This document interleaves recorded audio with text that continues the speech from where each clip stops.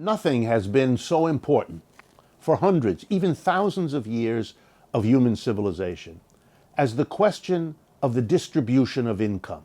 In other words, do we spread the goods and services that we produce in any economy more or less evenly across the society, giving everybody roughly the same, a little more, a little less, but roughly? Or do we allow there to be enormous gaps between a small number of people who gather a huge amount of the income into their hands and a vast amount of people who barely get by, if they get by at all?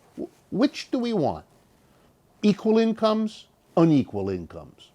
Slightly unequal, vastly unequal. That question has led a large number of people to the conclusion that while some inequality is acceptable, it should be kept within limits.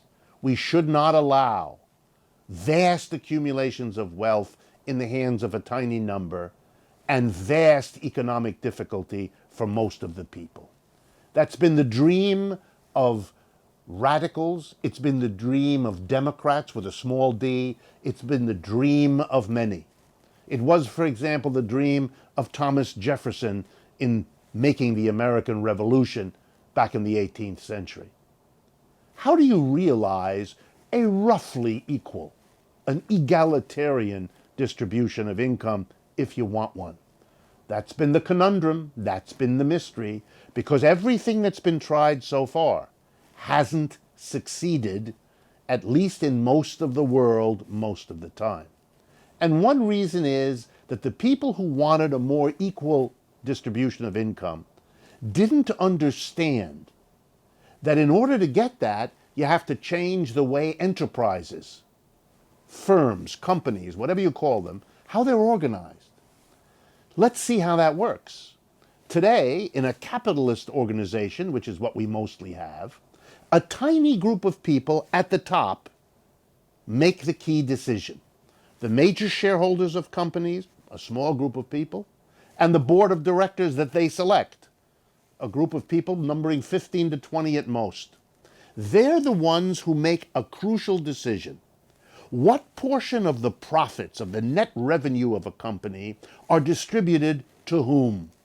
They're the people who decided, for example, starting in the 1970s, to give enormous pay packages to the top executives of a company, to give millions, then tens of millions, and now to some executives, hundreds of millions of dollars, while everybody else gets none of the profits, none of the net revenues distributed to them. Oh, sure, there's a handful of companies that have what they call profit sharing, but there are very few companies, and they don't share much of their profits either.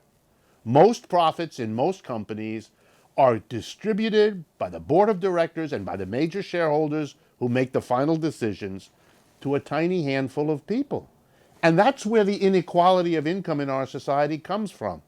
It doesn't come from paying outlandish salaries to athletes, actors, nuh-uh. The bulk of wealth in this country accrues to people who get it either in high salaries as executives or in dividend payments because they're major shareholders and have a lot of shares. If we had a worker self-directed enterprises, if the workers in every enterprise collectively and democratically made the decisions, they would also make the decisions of how to distribute the net revenues or profits of the companies whose profits, after all, their labor creates. And guess what? Every poll shows, every study shows the same. The workers, if they made it directly, collectively, democratically, would never give a tiny number of people vast income while everybody else has a problem. Majority rule would dictate that you distribute the income in a much less unequal way. There might still be more for this kind of work and less for that. More for this official than less for that. More for this worker whose work is difficult or dirty or hard in one way or another. Sure. But in general, working people together in a community organized workplace would distribute the profits of enterprise in a much less unequal way.